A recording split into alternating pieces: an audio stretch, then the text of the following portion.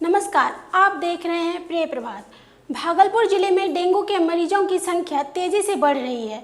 इसकी positivity rate 44% के पार चली गई है। जिले में अगर 100 लोगों की जांच हो रही है तो 44 लोग डेंगू के शिकार पाए जा रहे हैं। वहीं दूसरी तरफ नगर निगम इस खबर से बेखबर है। नगर आयुक्त योगेश सागर कहते हैं कि शहर में मरीज बहुत कम है, सारे मरीज बाहर से भागलपुर आ रहे हैं। मायागंज अस्पताल में डेंगू के मरीज लगातार पहुंच रहे हैं। भागलपुर, नाथनगर के अलावा लखीसराय, किशनगंज, मुंगेर, जमुई जिले से भी डेंगू के मरीज भागलपुर आ रहे हैं। अस्पताल अधीक्षक असीम कुमार दास ने इसके होने वाले लक्षण और बचाव के बारे में क्या कहा, आइए सुनते हैं।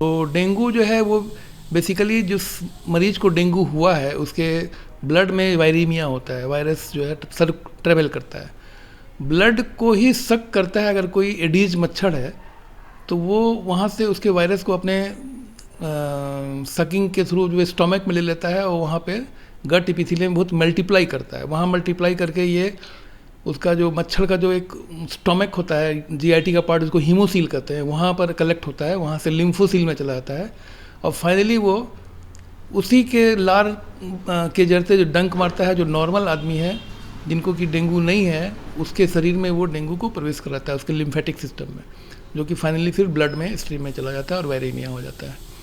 तो इसलिए मच्छर को कंट्रोल करना ज़रूरी है। डेंगू को के लिए रिस्पॉन्सिबल जो कैरियर मच्छर हैं वो एडीज टियाई, और ये मच्छर देखा गया कि ये ज़्यादातर गंदे पानी में नहीं रहते हैं। ये जो कलेक्टेड वाटर हैं डिफरेंट घर के आसपास, और वो वाटर जो है फ्रेश वाटर है। फ्रेश का मतलब है कि उसमें कोई कचड़े वाला पानी नहीं है, वो बरसात का पानी या ऐसे भी पानी बहुत दिनों से ढक्कन में पड़ा हुआ है, प्लास्टिक के बर्तन में या बाल्टी में, या जो इस तरह से जो यूज नहीं हो रहा है, एसी या कूलर, तो इन सब जगह पर ये मच्छर जो है पलते रहते हैं। एक मरीज को अस्पताल कब भर्ती होना चाहिए अस्पताल में?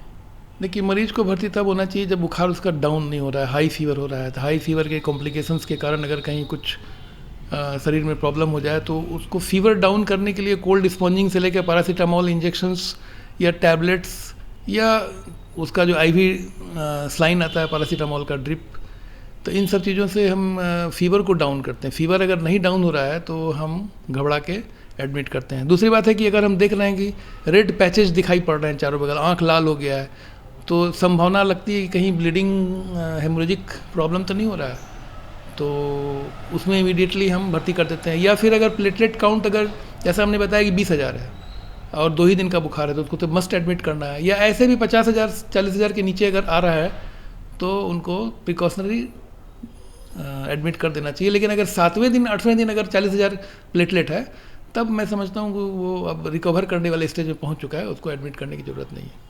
और लेकिन अब हमारे यहाँ जवाहरलाल नेहरू मेडिकल कॉलेज अस्पताल में भी भर्ती मरीजों की संख्या जो है पिछले दिनों तो 32 तक पहुँच गई थी, अब भी 25-26 रोगी हैं हमारे यहाँ। और हालांकि कोई ऐसा बहुत ज़्यादा सीरियस नहीं है, लेकिन लक्षण हैं, उनको प्रॉब्लम्स हैं और उनका दवा चल रहा है और वो ठीक हो रहे हैं। और दवा जो है इसमें कोई विशेष दवा नहीं है, वो सिम्टोमेटिक दवाएं हैं। और प्लस जैसे गैस बन रहा है तो गैस की दवा, अगर हम समझ रहे हैं कि लीवर कुछ डैमेज है तो लीवर को कॉम्पनसेट करने के लिए दवाएं देनी होंगी, फीवर को डाउन करने के लिए दवा देनी पड़ेगी। अगर हमको लगता है कि जो है एंटीबायोटिक की ज़रूरत है सेकेंडरी इन्फेक्शन को चेक करने के लिए, तो 2-3 दिन बाद हम लोग एंटीबायोटिक भी ऐड कर सकते हैं। स्टेरॉयड का भी टाइम टू टाइम आवश्यकता पड़ने पर दिया जा सकता है। सर अपना परिचय दे दें। मैं डॉक्टर असीम कुमार दास, मैं अधीक्षक हूँ जवाहरलाल नेहरू मेडिकल कॉलेज अस्पताल भागलपुर में।